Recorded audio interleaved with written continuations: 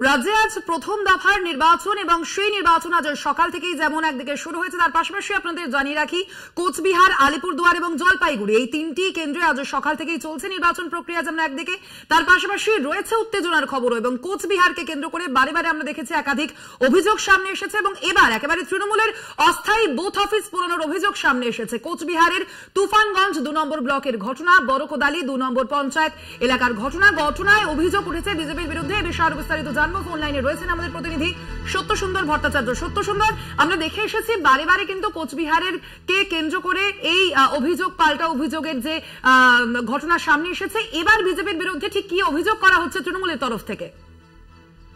দেখো, কোচবিহার লোকসভায় তুফানগঞ্জে তৃণমূলের দলীয় দপ্তর পোড়ানোর অভিযোগ বিজেপির বিরুদ্ধে পাওয়া গিয়েছে এবং এমনটাই কিন্তু তৃণমূলের তরফে অভিযোগ জানানো হয়েছে। তৃণমূলের তরফে অভিযোগ জানানো হয়েছে যে বিজেপি আশ্রিত গুন্ডারা তুফানগঞ্জ 2 নম্বর ব্লকের বারোকোডালি 1 গ্রাম পঞ্চায়েতের যে হরিরহাট এলাকা, সেখানে অস্থায়ী একটা দলীয় দপ্তর ছিল, সেখানে আগুন ধরিয়ে দেওয়ার ঘটনা ঘটেছে এবং বারকোডালি 1 আইএনটিটিইউসির যিনি সভাপতি রয়েছেন তিনি অভিযোগ করেছেন যে বিজেপিকে মানুষ প্রত্যাখ্যান করছে, তার সেই কারণেই কিন্তু এই ধরনের ঘটনা তৃণমূলের যে দলীয় দপ্তর, সে অস্থায়ী যে দপ্তর তার উপর করা হচ্ছে।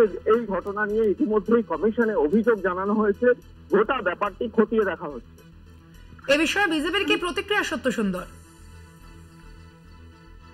থেকে এখনো পর্যন্ত এই গোটা ঘটনার পেছনে তাদের দিকে যে অভিযোগের আঙুল, এই গোটা বিষয়টি তারা অস্বীকার করেছে। তারা জানাচ্ছে যে গোটা বিষয়টাই তৃণমূলের অভ্যন্তরীণ কোন্দল এবং সেই কারণেই এই ঘটনা ঘটেছে।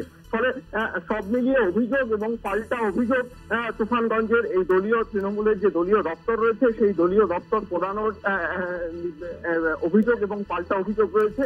গোটা বিষয়টি কিন্তু সেখানকার অবজারভারের তরফ থেকে রিপোর্ট চেয়ে পাঠিয়েছে নির্বাচন কমিশন।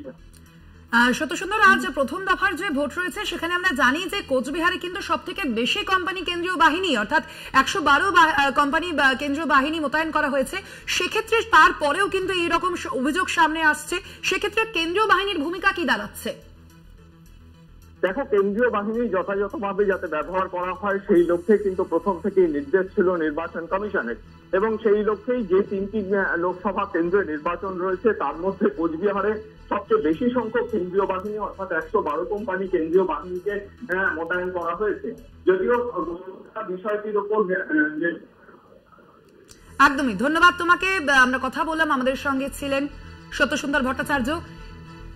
এই মুহূর্তে আমরা ফোন লাইনে যোগাযোগ করতে পেরেছি বিজেপি নেতা রাহুল সিনহার সঙ্গে। রাহুল বাবু, আপনাকে স্বাগত জানাই কলকাতা টিভিতে। রাহুল বাবু, এবার তৃণমূলের যেমনটা অভিযোগ যে তৃণমূলের অস্থায়ী বুথ অফিস পোড়ানো হয়েছে এবং সেই অভিযোগ উঠছে কিন্তু বিজেপির বিরুদ্ধে, আপনার প্রাথমিক প্রতিক্রিয়া জানতে চাইব। একদম ভুল এবং মিথ্যা রটনা। ওই অফিসটা যেটা ওদের অস্থায়ী বুথ অফিস, তৃণমূলের 2 গোষ্ঠীর লড়াইয়ে ওই অফিস চলেছে। অতএব এর সাথে বিজেপির কোনো লেনাদেনা নেই। বিজেপি কেন অফিস চালাতে যাবে? অতএব এটা তৃণমূলের গোষ্ঠীদ্বন্দ্ব, আমাদের উপর চাপিয়ে কোনো লাভ নেই। ধন্যবাদ আপনাকে রাহুল বাবু আমাদের সঙ্গে